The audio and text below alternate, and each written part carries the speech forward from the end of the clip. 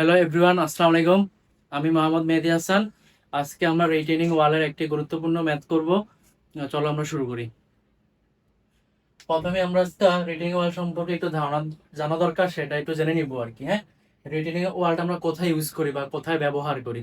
Retaining ওয়ালটা দেখবা তোমরা অনেক সময় পুকুর পাড়ে ওয়াল করে দেয়, যাতে মাটির পাড় ভেঙে না যায়, বা বিভিন্ন ক্ষেত্রে দেখবা যে পাহাড়ের ক্ষেত্রে ওয়াল করে যাতে কি পাড় ভেঙে না যায়। তাহলে তুমি রিটেনিং ওয়ালের কি থাকে, এক পাশে মাটি থাকে, আরেক পাশে কি থাকে, খালি থাকে। তাহলে এখানে মাটির একটা কি থাকে, প্রেসার থাকে, মাটির একটা প্রেসার থাকে, মাটির প্রেসার থাকে। এখানে তিনটা চিত্র আঁকা আছে দেখো। রিডিং ওয়াল তিন প্রকার হইতে পারে। একটা হচ্ছে তোমার গ্র্যাভিটি রিডিং ওয়াল, একটা হচ্ছে ক্যান্টিলিভার, আর একটা হচ্ছে কাউন্টারফুট। গ্র্যাভিটি হচ্ছে যারা নিজের ওজন নিজে বহন করতে পারে, নিজের ওজন দিয়ে এটাকে ঠেকায় রাখে আর কি মাটিটাকে, সেটা হচ্ছে গ্র্যাভিটি রিটেনিং ওয়াল। আর একটা হচ্ছে ক্যান্টিলিভার, আর একটা হচ্ছে কি কাউন্টারফুট। তা আমাদের আজকে ডিজাইনটা করব আমরা। আজকে আমরা যে ডিজাইনটা করব সেটা হচ্ছে ক্যান্টিলিভার। লেখা আছে ক্যান্টিলিভার রিটেনিং ওয়াল। প্রথম থেকে পরে নিচে তথ্যাদির সাহায্যে আরসিসি ক্যান্টিলিভার রিটেনিং ওয়ালের স্টেমের পাদদেশের গভীরতা ও লোহার পরিমাণ নির্ণয় করো। স্টেমের উচ্চতা দেওয়া আছে, মাটির একক ওজন জানা আছে, আর তথ্যাদি এফএমসি, এফএস, এন, পাই দেওয়া আছে। ঠিক আছে, এখন কোনটা ক্যান্টিলিভার? এটা হচ্ছে কি আমাদের ক্যান্টিলিভার রিটেনিং ওয়াল। এই ক্যান্টিলিভারের এইটা হচ্ছে আমাদের স্টেম, বুঝতে পারলাম? এটা হচ্ছে কি স্টেম, আর এটা হচ্ছে কি আমাদের বেস। তাহলে এই জায়গাটা যে কি পরিমাণ গভীরতা লাগবে আর কি, বা কি পরিমাণ থিকনেস লাগবে সেটা আমরা বের করব। আর হচ্ছে যে তার লোহার পরিমাণটা বের করব। তাহলে রিটেনিং ওয়ালের ক্ষেত্রে বিষয়টা হচ্ছে কি, এরকম বড়টা রিটেনিং ওয়াল হবে না, এভাবে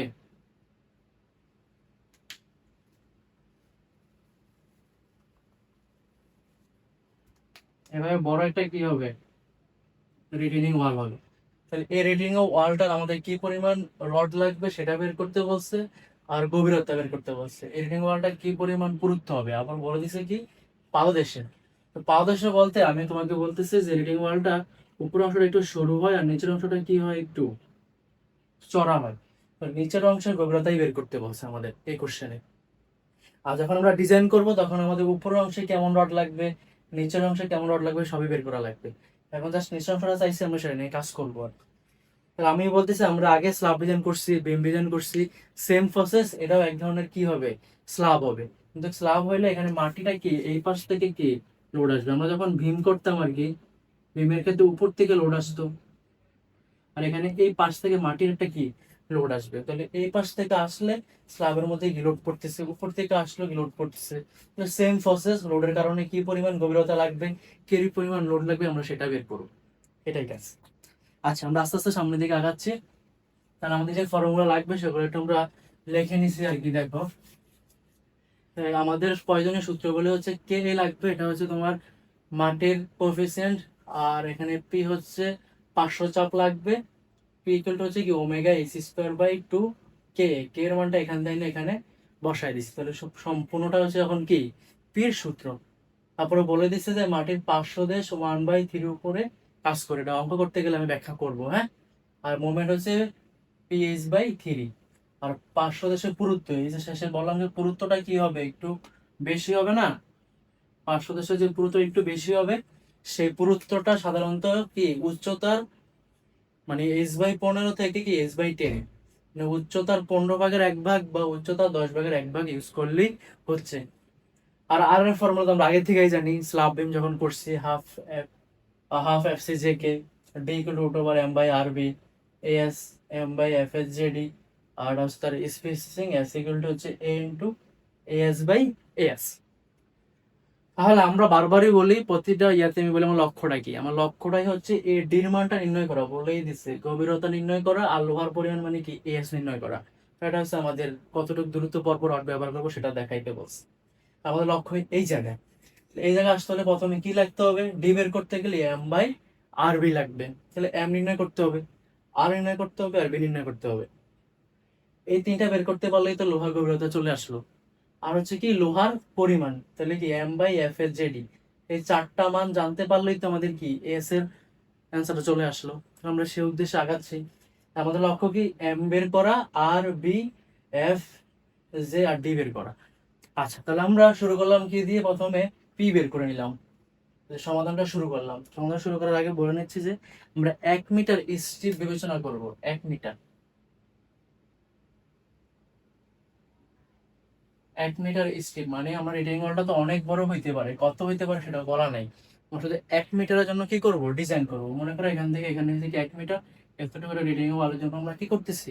ডিজাইনটা করবো। 1 মিটার জন্য যা হবে সম্পূর্ণ তো তাই হবে। আচ্ছা, তাহলে আমাদের সূত্র কি? Omega x square by two, 1 - sin pi 1 + কি সাইন পাই। তো ওমেগার মান কত? মাটির একক ওজনকে কি দ্বারা প্রকাশ করে? ওমেগা দ্বারা। 1600 আমরা সরাসরি বসাই দিচ্ছি। এই হচ্ছে কি উচ্চতা, এই স্টেমের উচ্চতা হচ্ছে কত? 3.5 বসাই দিচ্ছি সূত্রের টু। 1 - sin পাই, এই যে পাইয়ের মান দেওয়া আছে, আচ্ছা স্থিরতা কোণ, হ্যাঁ পাইয়ের মানটা বসাই দিচ্ছে, নিচেও সেম ভাবে পাইয়ের মানটা বসাই দিচ্ছে, আমাদের পির মান চলে আসে। তারপরে আমাদের কাজ হচ্ছে কি? মোমেন্ট বের করা। মোমেন্টের সূত্র কি লিখছি আমরা? PS/3। পির মান আমরা এখান থেকে পাইছি, সেটা বসায় দিচ্ছি। এইচ হচ্ছে কি দেওয়া আছে 3.5, আর সূত্রে 3 বসায় দিচ্ছি, চলে আসে। পরে এখানে মিটার থেকে 100 দ্বারা গুণ করে আমরা কোথায় নিয়ে গেছি? সেন্টিমিটারে। এতটুকু আমরা করতে পারলাম। তাহলে আমাদের এই ফর্মুলার মোমেন্টটা বের হয়ে গেল। আইটু ব্যাখ্যা আমি তোমাদেরকে করে দেখাচ্ছি যে মোমেন্টটা এমন হইলো কেন, বা 3 দিয়ে ভাগ করলাম কেন। এখানে দেখো, যখন আমরা ক্যান্টিলিভার রিটেনিং ওয়াল নিয়ে কাজ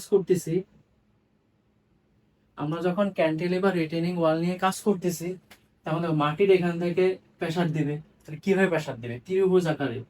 কিভাবে প্রেসার দিবে? ত্রিভুজ আকার লোডের মধ্যে করে প্রেসার দিবে। এইভাবে ত্রিভুজ আকার লোড করে কি দিবে? প্রেসার দিবে। বুঝতে পারলাম?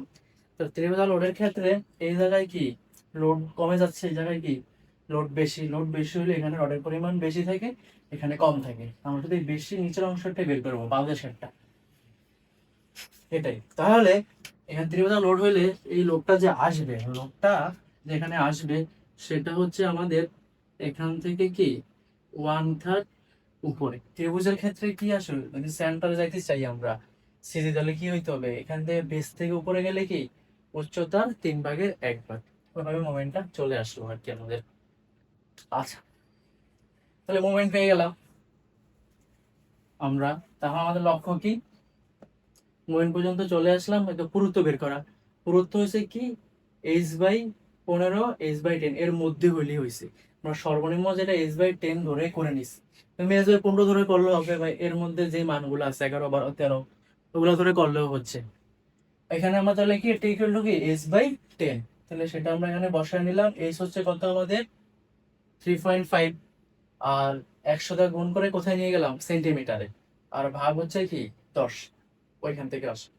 তাহলে আমাদের কি পাওয়া গেল? পুরুত্ব। তাহলে আমাদের পাদদেশের যে পুরুত্বটা, বারবার বলতেছি যে পাদদেশের যে পুরুত্বটা আমরা নির্ণয় করতে চাচ্ছিলাম, পাদদেশের যে পুরুত্বটা, সেটা আমরা এটা আনুমানিক, এটা কিন্তু একটা আনুমানিক পুরুত্ব। আমরা কত পাইছি? 35। এটা অন্যতম পুরুত্ব বা আনুমানিক করে নিলাম, হইতে পারে। তাহলে আমরা সূত্র ফর্মুলা বসায় দেখি কি আসে। তাহলে আমাদের ডি বের করতে হলে কি লাগবে? আর একটা কি লাগবে? আর লাগবে। আর এর ফর্মুলা কি বলতো? আর এর ফর্মুলা কি? আর এর ফর্মুলা হচ্ছে কি হাফ FC JK। তাহলে আমরা হাফ বসায় নিলাম। FC এর মান কোশ্চেনে কি দেওয়া আছে? হাফ FC, F' C দেওয়া আছে আর FS দেওয়া আছে। তাহলে F' C এর মানটা আমরা যে সহজে বের করতে পারবো। তাহলে আমাদের FC এর সূত্র কি বলতো? 0.45, 0.45 F'। তাহলে কত? 0.45 F' এর মান কত বলতো? 210। কিউডার টাইপ করলে আসবে কত? 94.5। তাহলে এখানে আমাদের এফসি পাওয়া গেছে, হ্যাঁ। তাহলে এফসি ফর্মুলা থেকে আমরা কি বের করলাম? 94.5। এখন লাগবে কি? জে লাগবে, আর কি লাগবে? কে লাগবে। তাহলে যে ফর্মুলা আমরা আগে স্ল্যাব যখন করছি বা বিম যখন করছি ষষ্ঠ সেমিস্টারে, তখনই শিখে আসছি আর কি। তাহলে জের ফর্মুলা কি বা কের ফর্মুলা কি? সেটা কে হচ্ছে কি আমাদের এন বাই, দেখো কের ফর্মুলা কি ছিল বলতো? কের ফর্মুলাটা আমাদের কি ছিল? n by n plus n by n plus fs by fc, fs by fc। তাহলে আমাদের কে এর ফর্মুলা হচ্ছে কি n by n plus fs by fc। তাহলে দেখো n এর মান তোমার কোশ্চেনে দিয়ে দিছে, n হচ্ছে মডুলার রেশিও, কি দেওয়া আছে 9, এখানে n এর মান কত 9 যোগ, তাহলে fs এর মান কত দেওয়া আছে বলো তো 1400, সেটা আমরা বসায় নিলাম। আর fc আমরা কত পাইছি 94.5। তাহলে টোটাল টাইপ করলে আমাদের একটা মান চলে আসবে, সেটা আসতেছে আমাদের 0.376। এখন আমাদের কি লাগবে আর বলো তো, জের মানটা লাগবে। জে ইকুয়াল টু কি, জে ইকুয়াল টু হচ্ছে আমাদের সূত্র কি 1 minus K by 3, 1 minus K 0.37/3, 1 minus K by 3, ফর্মুলাটা করলে অ্যান্সার চলে আসতেছে 0.875। তাহলে কে এর মান আর জের মান পাওয়া গেল, সেটা আমরা এখন বসায় দিতে পারি। তাহলে কি আসতেছে, জের মানটা আমাদের এত, কে এর মান হচ্ছে 0.376। তাহলে গোলটার এটা টাইপ করলে আমরা কি এই আর এর মানটা পেয়ে যাব। সেই আর এর মানটা আসতেছে আমাদের কত 15.5। তাহলে আমরা কি পাইলাম এখান থেকে আর এর মান। আর বির মান আমরা আগেই বলছিলাম, বি আমরা কি চিন্তা করতেছিলাম 1 মিটার স্ট্রিপ চিন্তা করছিলাম, ওইটাই হচ্ছে আমাদের কি বির মানটা। 1 মিটারকে তুমি সেন্টিমিটার নিলে কি হয়ে যাবে 100। তাহলে আমাদের সবকিছু চলে আসলো। তাহলে ডি ইকুয়াল টু আমরা কি লিখতে পারতেছি √m/r/d। তাহলে আমরা মোমেন্ট কোথায় পাইছিলাম, এই যে এখানে মোমেন্ট পাইছিলাম, কত পাইছিলাম 38.312। আর এর মান কত পাইছি 15.1।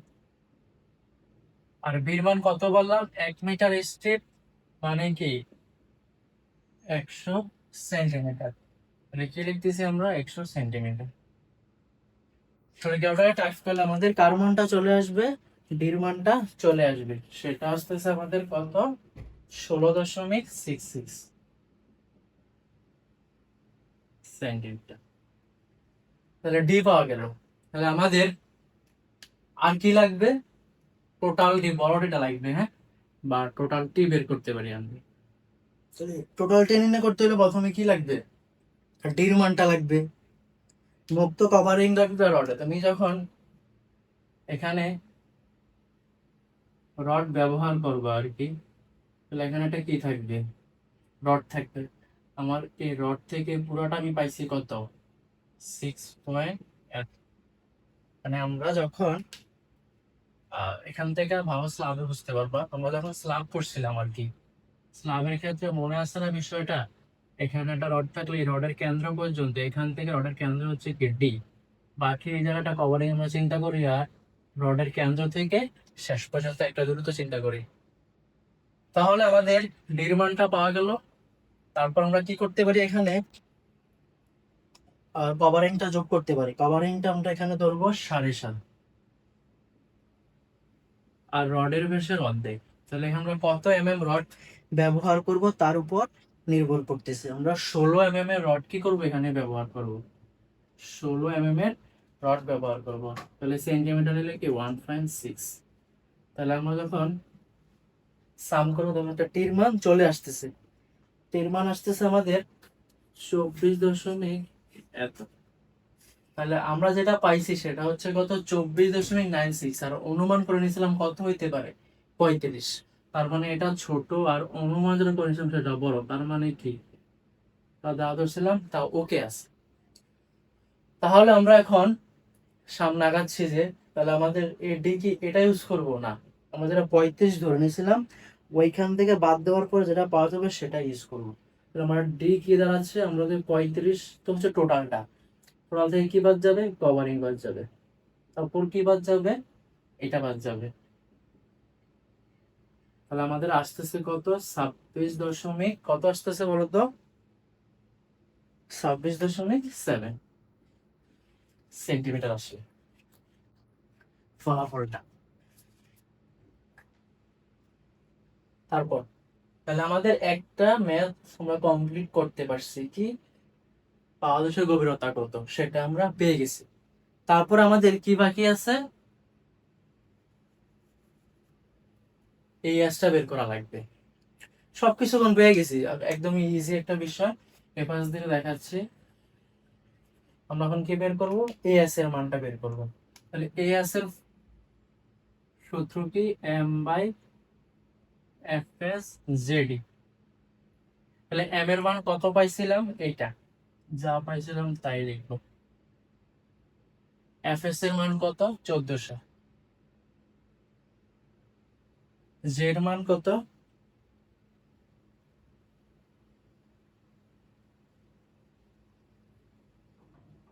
আর ডির মান আমরা একটু আগে পাইলাম কত, 26 দশমিক, ডির মানটা একটু আগে কত পাইলাম, 26.7। তাহলে এখান থেকে রডের পরিমাণটা আমরা পেয়ে যাব, সেটা আসতেছে আমাদের কত, 11 দশমিক এত সেন্টিমিটার স্কোয়ার। তাহলে আমাদের এতটুকু কাজ শেষ। তাহলে আমাদের কি বের করা লাগবে, স্পেসিংটা বের করা লাগবে, এস। তাহলে আমাদের বি কত বলছিলাম মনে আছে, 1 মিটার স্ট্রিপ মানে কি 100 সেন্টিমিটার, সেটা হচ্ছে কি বি। আর এস আমরা একটু আগে পাইছি, সেটা বসায় দিলাম। ছোট এস কোনটা হবে তাহলে, ছোট এস হচ্ছে যে আমরা প্রথমে ধরে নিয়েছিলাম রড কত ব্যবহার করছিলাম, এখানে মনে আছে 1.6 কেবল লিখছিলাম, 16 mm। তাহলে 16 আমরা ক্ষেত্রফল কি লিখতে পারি, পাই ডি স্কোয়ার, 1.5 স্কোয়ার বাই কত, 4। তাহলে স্পেসিংটা আমাদের চলে আসবে, স্পেসিং আসতেছে 17.25 সেন্টিমিটার। তাহলে এটা আমাদের কি, প্রায় আমরা 17 সেন্টিমিটার ধরতে পারি, সেন্টার টু সেন্টার। আমাদের ম্যাথটা এতটুকুই, আশা করতেছি বুঝতে পারছো। আমরা একটু আগে একটা ম্যাথ সম্পূর্ণ করছিলাম, সেখানে আমাদের চাইছিল যে স্টেমের গভীরতা এবং লোহার পরিমাণ বের করা। এখন আমরা অন্য একটা ম্যাথ করবো, কোশ্চেনটা লেখা আছে যে তথ্যাদির সাহায্যে আরসিসি ক্যান্টিলিভার রিটেনিং ওয়ালের কি স্টিমটি ডিজাইন করতে বলছে। তখন শুধু বলে দিয়েছিল পাদদেশের গভীরতা আর লোহার পরিমাণটা বের করলে কাজ শেষ। বাট এখন বলছে আমাদের কি করা লাগবে, ডিজাইন করা লাগবে। আর সব তথ্যাদি আগের মতো সেম ভাবে দেওয়া আছে। একটু আগে আমরা যে প্রসেসটা ফলো করছিলাম সেম প্রসেসটাই ফলো করা লাগবে, শুধু মান পরিবর্তন হয়েছে আর কি। হ্যাঁ, সেম ভাবে আর কি, পির মান বের করা লাগবে, যে ফর্মুলা ছিল ওইটা ব্যবহারই করবা। সেম ভাবে এম এর মানটা বের করবা, টির মানটা বের করবা, তারপরে কে এর মানটা বের করবা, জের মানটা বের করছি, সেম প্রসেস। আর এর মান, ডির মান, সব কিছু, টির মান ডি, তারপরে এ এস এস, সব আগে যেভাবে প্রসেসটা আমরা করছি সেইভাবেই আমরা এখন বের করে ফেলছি মনে করতেছো। তোমরা একটু দেখলেই বুঝতে পারবা, শুধুমাত্র তোমার মানগুলো পরিবর্তন হয়েছে আর কোনো কিছুর পরিবর্তন হয় নাই। বাট আগে শুধুমাত্র আমাদের স্টিমের পাদদেশের ক্ষেত্রে কি হবে সেটা চাইছিল, এখন বলছে সম্পূর্ণটা ডিজাইন করা লাগবে স্টিমের। তাহলে আমরা একটু চিত্রটা আবার আঁকি, তোমাদেরকে একটু আবার একটু স্মরণ করাই দিই কি লাগবে। এটা তো আমাদের একটা ক্যান্টিলিভার রিটেনিং ওয়ালি আঁকা লাগবে, এখান থেকে একটু বেশি থাকে। হ্যাঁ, তো তলদেশের ক্ষেত্রে যে পরিমাণ গভীরতা বা যে পরিমাণ রড লাগছে, তো উপরে তো চিকন, তো সেই পরিমাণ কি লাগবে না, গভীরতাও লাগবে না, সেই পরিমাণ রডও লাগবে না। ঠিক আছে, তাহলে সেই ক্ষেত্রে কত হইতে পারে, আমরা কিন্তু এই জায়গার ক্ষেত্রে 3/1 আমরা চিন্তা করে ফেলছিলাম, তাই না, মনে আছে কিনা তোমাদের, কত 3/1 নিয়ে কাজ করে ফেলছিলাম। তাহলে এখানে উচ্চতা 3, 3 যদি আমরা 1 দ্বারা ভাগ করি তাহলে 1 মিটার। বাকি থাকতেছে আমাদের আর কয় মিটার বলো তো, 2 মিটার বাকি থাকতেছে। তাহলে আমরা বাকি 2 মিটার নিয়ে কাজ করা লাগবে। হ্যাঁ, বাকি 2 মিটার নিয়ে আমাদের কাজ করতে হবে। তাহলে তাহলে আমাদের আগে যে ফর্মুলা ছিল 3 মিটারের জন্য, এখন আমাদের তাহলে কয় মিটার জন্য হবে, 2 মিটারের জন্য কাজ করা লাগবে। তাহলে শুধুমাত্র এখানে আমরা নতুন করে আবার এই এতটুকু অংশের জন্য আবার কাজ করা লাগবে। তখন আমরা পুরোটা নিয়ে কাজ করছিলাম 3 মিটারের জন্য কি কি লাগছিল, এখন আমাদের 2 মিটার জন্য কি কি লাগবে। কারণ তোমরা যখন এস্টিমেট করছিলে আর কি, এস্টিমেট অ্যান্ড কস্টিং, তখন তোমরা দেখছিলা যে কি থাকে, দেখবা যে রডগুলা এভাবে থাকে, একটা কম একটা বেশি, একটা কম একটা বেশি, এইভাবে একটু খেয়াল করে দেখো তোমাদের বইয়ে স্টেমের যে রিটেনিং ওয়ালটা আছে সেটা খুললে দেখতে পাবো আর কি। তাহলে এখানে এইভাবে থাকে, কারণ হচ্ছে যে নিচের অংশে কি থাকে, লোড বেশি থাকে বলে কি থাকে, রডের পরিমাণটা বেশি থাকে, উপরে লোড কম রডের পরিমাণও কম। লোড কম কেন, ওই যে ত্রিভুজাকার লোড পরে বলছিলাম কিনা মনে আছে না, এইভাবে ত্রিভুজাকার লোড পড়তেছে, এখানে তো লোড কমতেছে, এখানে লোড কি বেশি, এই জন্য। তাহলে সবকিছু সেম থাকতেছে, শুধুমাত্র আমাদের এখন এতটাও করার পরে বাকি যে অংশটা করা লাগবে সেটা হচ্ছে কি 2 মিটারের জন্য কি কি লাগবে। তাহলে আমাদের শুধু 3-এর পরিবর্তে 2 ইউজ করলেই হচ্ছে। ক্যালকুলেশন আমাদের পরিবর্তন হয়ে যাবে এখানে। ওটা টাইপ করো, অ্যান্সারটা আমাদের চলে আসতেছে 1066.67 কেজি। তাহলে সেম ভাবে এখানেও পরিবর্তন আসবে, পির মানটা পরিবর্তন হয়ে গেছে, পি আর এইচটা কি পরিবর্তন করে বসাইতে হবে। তাহলে পির মান কত, 1066.67 ইন্টু এইচ হচ্ছে কত এখন 2 মিটার। তাহলে এটা আমরা ইউজ করলে আমরা পাচ্ছি 711.11 এটা যদি আমরা কোথায় নিয়ে যাই সেন্টিমিটার প্রকাশ করি তাহলে 100 দ্বারা গুণ করা লাগবে, তাহলে আসতেছে এত। এখন টির পুরুত্বটা এটা একটু ট্রিকি জিনিস, হ্যাঁ, এটা বোঝা লাগবে কত হবে। দেখো যখন উচ্চতা ছিল 3 মিটার, এই জিনিসটা বুঝো, এই জায়গা থেকে এই উচ্চতা ছিল কয় মিটার, 3 মিটার। তখন এই জায়গা চড়া ছিল কত, 30।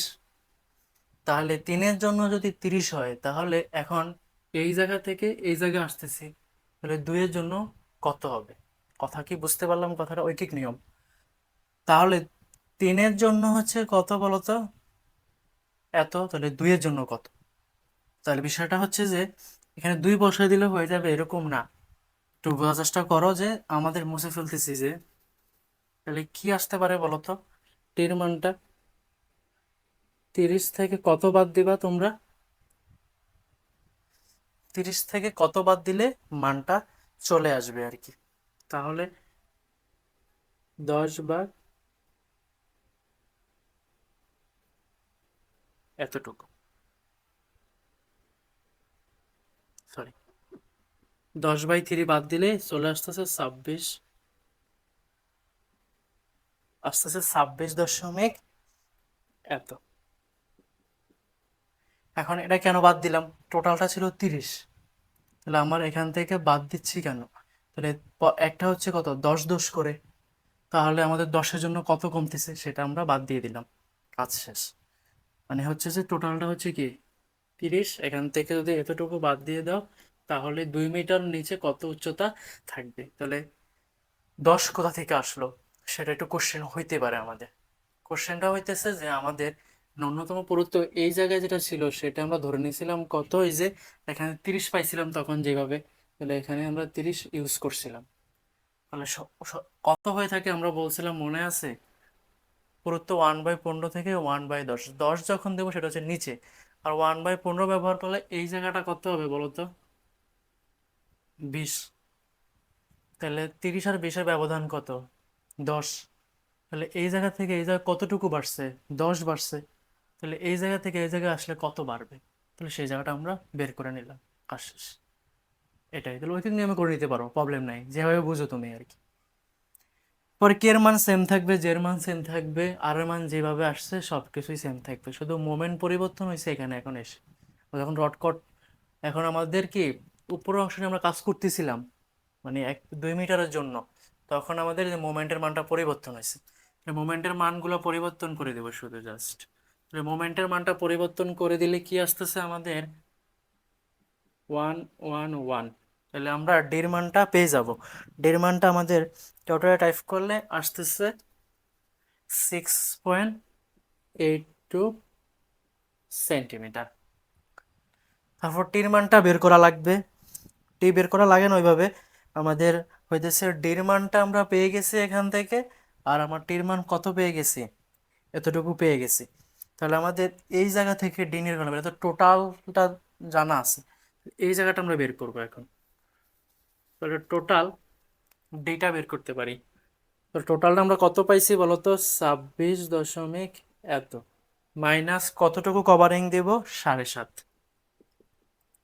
আর রডের পরিমাণ, রডের ইয়াস ছিল কত, 16 mm, 1.6/2। তাহলে এটা বিয়োগ করলে তোমার অ্যান্সার আসতেছে 18.67, 18.37 সেন্টিমিটার। তাহলে আমরা পাইছি এত, এটা এত বড় আছে, তার মানে এটা বড় এটা ছোট, তার মানে কি বলতো, ওকে নিরাপদ আছে। তাহলে এখন আমাদের লক্ষ্য কি, ডির মান আমরা পেয়ে গেছি। তাহলে সেম ভাবে এই অ্যাসটা বের করব আর এই অ্যাসটা বের করব, এটাই কাজ, মানগুলো পরিবর্তন করে দিব। তাহলে আমাদের মোমেন্টের মানটা শুধু পরিবর্তন করে দিব। তাহলে মোমেন্টের মানটা আমরা কত পাইছিলাম, এই যে এত, এইটা। তাহলে এখানে আমাদের সবকিছু সেম ফাংশন করে দিলেই এস এর মানটা চলে আসতেছে। তাহলে এস এর মানটা আসতেছে কত আমাদের, 3.18 সেন্টিমিটার। তাহলে আমাদের এখন আর কি বের করা লাগবে, এসটা বের করা লাগবে। তাহলে এস এর মানটা আমাদের ব্যবহার করলেই হয়ে যাচ্ছে আর কি। তাহলে এখানে আসার পরে মানগুলো পরিবর্তন করে দেওয়া লাগবে। টোটাল আমরা কত পাইছি এখানে, 7.5, কিন্তু স্টেমে রডের অর্ধেক হবে আর কি। তাহলে অর্ধেকের বেশি তুমি বাদ দিতে পারবে না কখনোই। বারবার বলছিলাম যে এখানে যা আছে এখানে সাথে আর কি হয়ে যাবে, অর্ধেক হয়ে যাবে।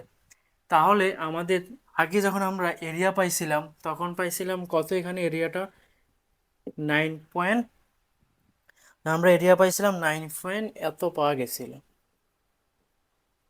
এটা পাইছিলাম। তাহলে 9-এর অর্ধেক কত, 4.5। তাহলে আমরা 4.5 দিয়ে এখানে ভাগ করতে পারবো। মানে বিষয়টা হচ্ছে যে আমরা যেটা পাইছি এখানে রড কর্তন করে কত পাইছি, 3.17 পাইছি।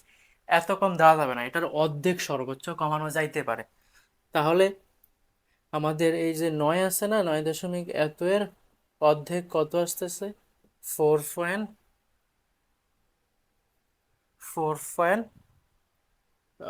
সরি 4.54। তাহলে এই মানটা বড় এই মানটা ছোট, এটা কখনোই সম্ভব না। তাহলে আমরা এটা ইউজ করব। তাহলে আমাদের এখানে এটার পরিবর্তে এইটা ইউজ করব, 4. এত। তাহলে এখানে আমাদের স্পেসিংটা চলে আসবে প্রায় ডাবল, 44-এর মতো করে চলে আসতেছে সেন্টার টু সেন্টার। তাহলে এতটুকুই আমাদের কি বলতো এখানের ডিজাইনের কাজ শেষ। তারপরে তোমার শেয়ার পীড়ন, বন্ড পীড়ন আর টেম্পারেচার রডের পরিমাণটা বের করা লাগবে, যেভাবে আমরা স্ল্যাবে করছিলাম। স্ল্যাবের ভিডিও দেখলেই বুঝতে পারবা। হ্যাঁ ঠিক আছে, মানে এতটুকুই, এতটুকু করতে পারলে ডিজাইন সম্পূর্ণ হয়ে যাবে। হ্যাঁ, আল্লাহ হাফিজ।